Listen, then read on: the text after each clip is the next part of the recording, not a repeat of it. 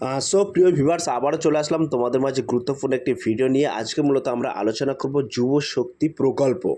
প্রতি মাসে তোমাদেরকে ৩,০০০ টাকা করে দেওয়া হবে। কারা পাবে, কবে থেকে পাবে, যুব শক্তি ভরসা কার্ড কী এবং যুব শক্তি প্রকল্পে আবেদন পদ্ধতি, সমস্ত বিস্তারিত তথ্য কিন্তু A to Z all details তোমাদের এই ভিডিওর মাধ্যমে তুলে ধরবো। তাই ভিডিওটি স্কিপ না করে সম্পূর্ণটি দেখার জন্য অনুরোধ রইল।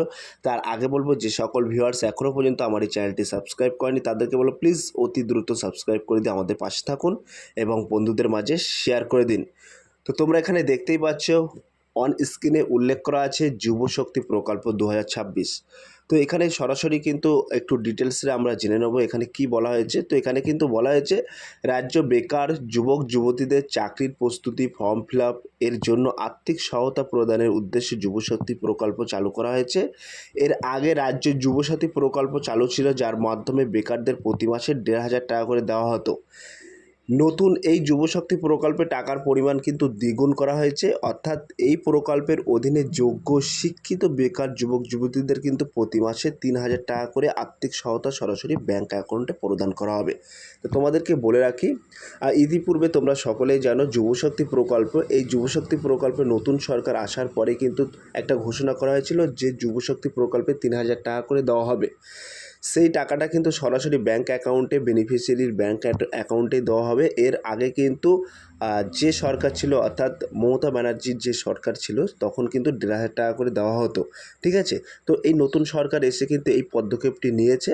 তো ৩,০০০ টাকা করে দেওয়া হবে এবং কারা পাবে, কিভাবে আবেদন করবে এবং যুবশক্তি ভরসা একটা কার্ড করতে হবে, সেই কার্ডটা কী, সমস্ত বিস্তারিত তথ্য কিন্তু তোমাদের মাঝে স্টেপ বাই স্টেপ তুলে ধরবো। তো এখানে তোমরা দেখতে পাচ্ছ সরাসরি আমরা সংক্ষেপে উল্লেখ করেছি বিষয় এবং বিবরণ। প্রকল্পের নাম হলো যুবশক্তি প্রকল্প। ঠিক আছে, আর্থিক সুবিধা কিন্তু তোমাদের প্রতি মাসে ৩,০০০ টাকা করে দেওয়া হবে টাকার প্রদানের মাধ্যমে, অর্থাৎ টাকার প্রদানের মাধ্যমে বলতে সরাসরি ব্যাংক অ্যাকাউন্ট অর্থাৎ ডিবিটির মাধ্যমে। তো তোমাদের কিন্তু এই যে ৩,০০০ টাকা, এটা কিন্তু সরাসরি বেনিফিট অর্থাৎ ডাইরেক্ট বেনিফিট ট্রান্সফার করা হবে ব্যাংক অ্যাকাউন্টের মাধ্যমে। তো তোমাদের যাদের ডিবিটি লিঙ্ক আছে তারা অবশ্যই তোমরা ডিবিটি লিঙ্ক করে নিতে পারবে এবং ডিবিটি লিঙ্ক কীভাবে করতে হয় আমি ডিসক্রিপশন বক্সে একটি লিঙ্ক দিয়ে দেবো। সেই লিঙ্কে ক্লিক করে কিন্তু তোমরা সরাসরি ডিবিটি লিঙ্কটা নিজেদের মোবাইল ফোন থেকে করতে পারবে। কারা পাবে, তো এই যুবশক্তি প্রকল্পের আওতায় কারা পাবে, অর্থাৎ এই টাকাটা কারা পাবে, পশ্চিমবঙ্গের স্থায়ী বাসিন্দা ও শিক্ষিত বেকার যুবক এবং যুবতীরা কিন্তু পাবে। ঠিক আছে, এবং এর পাশাপাশি বলা হচ্ছে বিশেষ সুবিধা যুবশক্তি ভরসা কার্ড প্রদান। ঠিক আছে, এই যুবশক্তি ভরসা কার্ডটা কি, এটা অনেকেই জানে না। তো তোমাদেরকে বলে রাখি এই যুবশক্তি ভরসা কার্ডটা কি, সেটা নিয়ে আমরা একটু ডিটেলসে তোমাদের মাঝে তুলে ধরবো।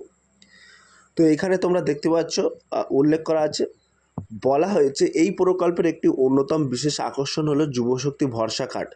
যে সমস্ত আবেদন প্রার্থী এই প্রকল্পের আবেদনের পর যোগ্য বলে বিবেচিত হবেন তাদের সরকার থেকে একটি বিশেষ পরিচয়পত্র বা ভরসা কার্ড দেওয়া হবে। এটি মূলত একটি গ্যারান্টি কার্ড যা নিশ্চিত করে যে আপনি রাজ্য সরকারের এই বেকার ভাতা পাওয়ার জন্য সম্পূর্ণ যোগ্য। তাহলে এখানে কিন্তু একটা মোস্ট ইম্পর্ট্যান্ট একটা কলম দাঁড়িয়েছে। এই যে যুবশক্তি ভরসা কার্ড কারা পাবে, যে সমস্ত আবেদনকারী এই প্রকল্পে আবেদনের পর তোমাদেরকে জাস্টিফাই করা হবে, অর্থাৎ বিবেচনা করার পরে যদি তোমরা এই যুবশক্তি ভরসা কার্ডের অর্থাৎ যুবশক্তি প্রকল্পে তোমরা যোগ্য হও, তাহলে কিন্তু একটি বিশেষ পরিচয়পত্র বা ভরসা কার্ড দেওয়া হবে। এটি মূলত একটি গ্যারান্টি কার্ড যা নিশ্চিত করে যে আপনি রাজ্য সরকারের এই বেকার ভাতার আওতার মধ্যে পড়ছেন। ক্লিয়ার? এবার আমরা সরাসরি দেখে নেব যুবশক্তি প্রকল্পের সুবিধা কারা পাবে। ঠিক আছে, সবাই কিন্তু এই যুবশক্তি প্রকল্পের সুবিধা পাবে না। তো কারা পাবে সেটা কিন্তু আমরা এখানে একটু ডিটেলসে আমরা একটু তুলে ধরছি। তো তোমরা দেখো, তো এখানে কিন্তু বলা হয়েছে যুবশক্তি প্রকল্পের সুবিধা পাওয়ার জন্য রাজ্যের যুবক যুবতীদের কী কী যোগ্যতা প্রয়োজন রয়েছে সেটি দেখে নেওয়া যাক। তো প্রথমত তোমাদেরকে অর্থাৎ যে আবেদন করবে আবেদনকারীকে অবশ্যই পশ্চিমবঙ্গের স্থায়ী বাসিন্দা হতে হবে। তারপরে দ্বিতীয়ত প্রার্থীকে ন্যূনতম মাধ্যমিক বা সমতুল পরীক্ষা উত্তীর্ণ হতে হবে।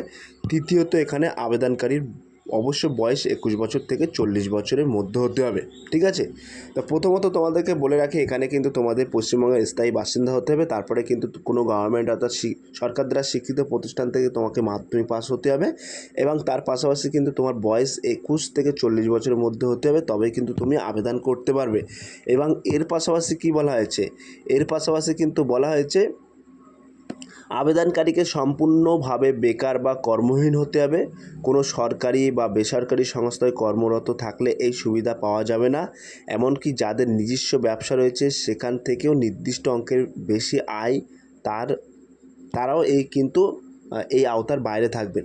তো এখানে এক কথায় মূলত তোমাদেরকে বোঝানো হয়েছে, কোনো আবেদনকারী যদি কোনো সরকারি বা বেসরকারি সংস্থায় কর্মরত থাকে তারা কিন্তু আবেদন পাবে না, অর্থাৎ এই যুবশক্তির সুবিধা পাবে না। এমনকি যাদের নিজস্ব ব্যবসা আছে সেই ব্যবসায় যদি নির্দিষ্ট অঙ্কের বেশি আয় হয় তারাও কিন্তু এই সুবিধা পাবে না, একদম সুস্পষ্টভাবে বলা হয়েছে, ঠিক আছে। এবং তারপরে তোমরা দেখতে পাচ্ছ এখানে উল্লেখ করা আছে যুবশক্তি প্রকল্পে অনলাইন পদ্ধতি, অর্থাৎ how to make online apply, অর্থাৎ এখানে তোমরা কিভাবে আবেদন করবে সেটা কিন্তু এখানে সরাসরি বলা হয়েছে। তো তোমাদেরকে বলে রাখি, এই যুবশক্তি প্রকল্পের নতুন আবেদন কিভাবে করতে হবে, অনলাইন নাকি অফলাইন, তা নিয়ে কিন্তু এখনও সরকারের তরফ থেকে কোনো চূড়ান্ত গাইডলাইন বা অফিসিয়াল নির্দেশিকা জারি করা হয়নি। তবে ধারণা করা হচ্ছে অনলাইন ও অফলাইন উভয় মাধ্যমে আবেদন হতে পারে। এছাড়াও বাংলার যুবসাথী প্রকল্পের সুবিধাভোগীদের ডাইরেক্ট এই প্রকল্পের আওতার অন্তর্ভুক্ত করা হতে পারে। তো তোমাদেরকে বলে রাখি, এই যে যুবশক্তি প্রকল্প এটা অফলাইন হবে কি অনলাইন হবে সে বিষয়ে কিন্তু সরকারের তরফ থেকে এখনও কোনো রকম চূড়ান্ত রায় কিন্তু ঘোষণা করা হয়নি। তবে একটা ধারণা পাওয়া যাচ্ছে অনলাইনে হতে পারে, অফলাইনে হতে পারে, এমনকি এরকমও হতে পারে যে সমস্ত প্রার্থীদের ইতিপূর্বে যুবসাথী প্রকল্পের আওতায় ছিলেন এবং তাদের আইডিটা ডাইরেক্ট ট্রান্সফার করে দিতে পারবে যুবশক্তি প্রকল্পে, ঠিক আছে। যেমন লক্ষ্মী ভাণ্ডারের আইডিটা কিন্তু অন্নপূর্ণা ভাণ্ডারে ডাইরেক্ট ট্রান্সফার করা হচ্ছে, এরকমভাবে কিন্তু ট্রান্সফারও করা হতে পারে, ক্লিয়ার। এবং তারপরে তোমাদেরকে বলে রাখি, এখানে তোমরা দেখতে পাচ্ছ যুবশক্তি প্রকল্পের অফিসিয়াল পোর্টাল এখনও সম্পূর্ণ চালু হয়নি। এই চাকরি প্রার্থীদের যে কোনো বিভ্রান্তিকর তথ্য থেকে দূরে থাকার এবং সঠিক সময়ের জন্য অপেক্ষা করার অনুরোধ করা হচ্ছে। এই প্রকল্পে অফিসিয়াল বিজ্ঞপ্তি জারি হওয়া মাত্রই করা যেতে পারে আবেদন, ঠিক আছে। তবে এখনও পর্যন্ত কিন্তু কোনো রকম সরকারের তরফ থেকে কোনো পোর্টাল লঞ্চ হয়নি। তবে আমার মনে হয় কিন্তু জুন মাসের ফার্স্ট উইকে হওয়ার একটা সম্ভাবনা আছে, হলে অবশ্যই তোমরা জানতে পারবে বা আমরা জানিয়ে দেবো। এবং এখানে তোমরা দেখতে পাচ্ছ পশ্চিমবঙ্গ সরকারের অফিসিয়াল একটি ওয়েবসাইটও আমরা রেখেছি, এবং বাংলার যুবশক্তি প্রকল্প, ঠিক আছে।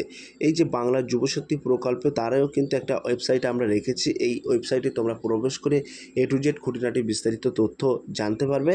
এবং তার পাশাপাশি কিন্তু আমরা একটি হেল্প ডেস্ক অর্থাৎ হেল্পলাইন নাম্বার এবং মেলও রেখেছি, তোমরা কিন্তু এই নাম্বারে ফোন করে খুঁটিনাটি বিস্তারিত জানো। সো প্রিয় ভিউয়ার্স, এই ছিল আজকের ভেরি মোস্ট ইম্পর্টেন্ট ভিডিও। যদি ভিডিওটি ভালো লেগে থাকে প্লিজ লাইক, কমেন্ট এবং শেয়ার করে দিন বন্ধুদের মাঝে। ফিরে আসছে আগামী দিনে তোমাদের জন্য very most important topic video নিয়ে।